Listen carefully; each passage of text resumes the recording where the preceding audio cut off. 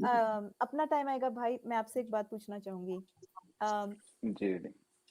ऐसी एक स्ट्रीम थी एक दिन, आपकी याद ताजा करती हूँ। आपने मुझसे पूछा था कि सचवाला जी से आप कैसे जुड़ी और इससे जुड़ने के मायने क्या हैं। और आप यकीन बिल्कुल याद है मानिए, जी। बिल्कुल याद है ना, वो मेरे लिए बहुत बहुत ही यादगार लम्हा था।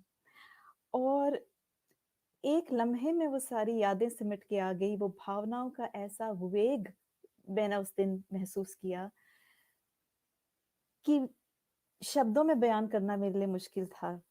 फिर भी मैंने अपनी तरफ से कुछ कोशिश की, और वो हमारे ख्वाजा मोइन भाई ने उसका कट लेके फिर उसको चलाया। तो मैं आज आपसे प्रश्न पूछती हूँ।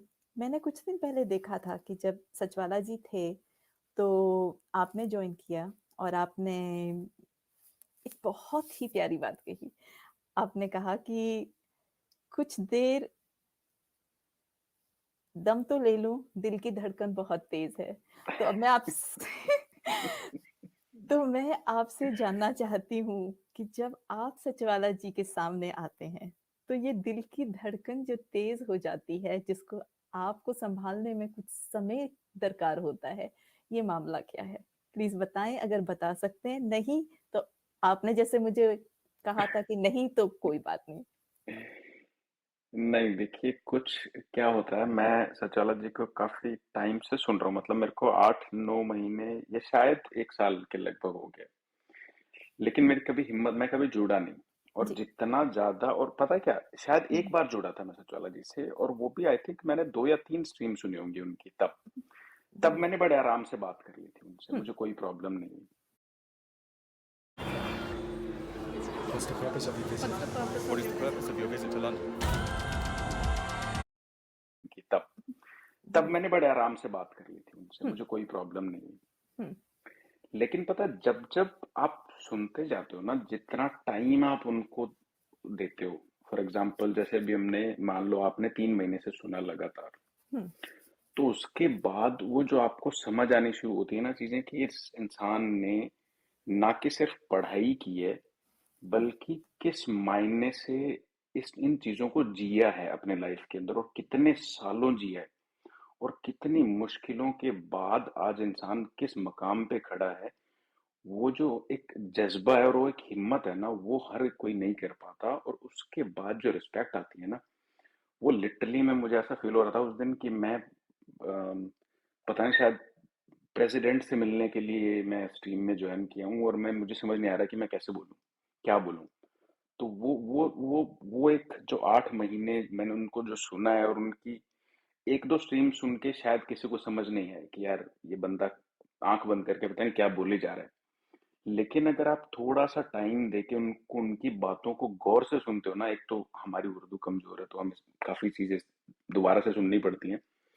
लेकिन जैसे आपको रियलाइज होता है ना कि हाँ, इन जो ये सचवाला जी बोल रहे हैं, हर एक वर्ड का क्या मीनिंग है, उनके पीछे इनकी कितनी मेहनत है, इनकी पर्सनल लाइफ क्या रही है, क्या चीजें ये झेल चुके हैं, उसके बाद जो रिस्पेक्ट आती है ना आपके दिल के अंदर। और कितना टाइम हो गया, कोई कितने लोग गालियां दे के चले जाते हैं, कोई कुछ बोल के चले जाते हैं, सचवाला जी को कभी मैंने मतलब उनकी सेम लैंग्वेज के अंदर बात करते हुए नहीं देखा, पर जितने अपना भी टाइम। मैंने लोग देखे हैं।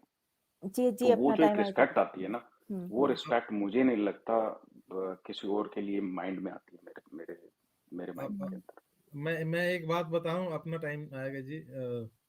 जी सर।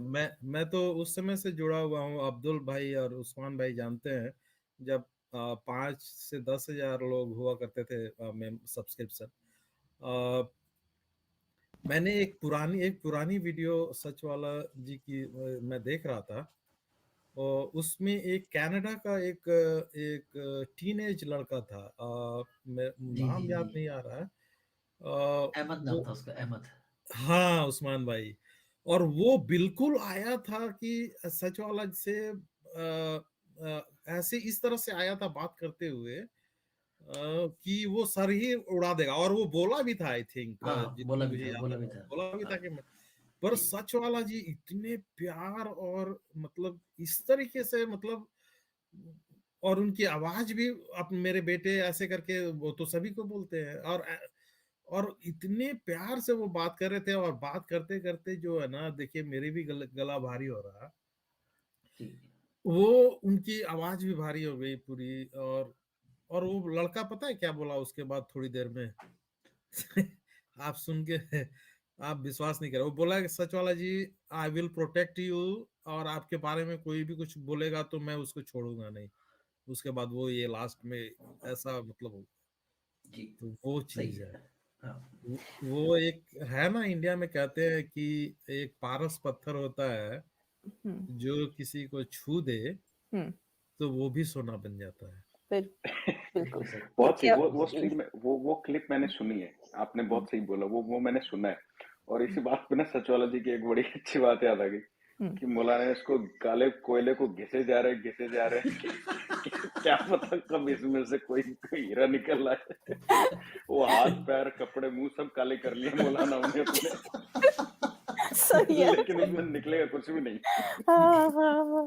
अच्छा, हाँ, ये बहुत मैं कॉमन वापस बोलते हैं आ गया सचवाला हूँ। जी। जी, एक बात मैं सचवाला जी के बारे में, एक बात मैं भी बोलना चाहता हूँ। मैं बहुत जी, दिन से सचवाला जी को सुन रहा हूँ, पहली बार आप लोग से जुड़ा आज। तो हुँ। मैं कभी कभी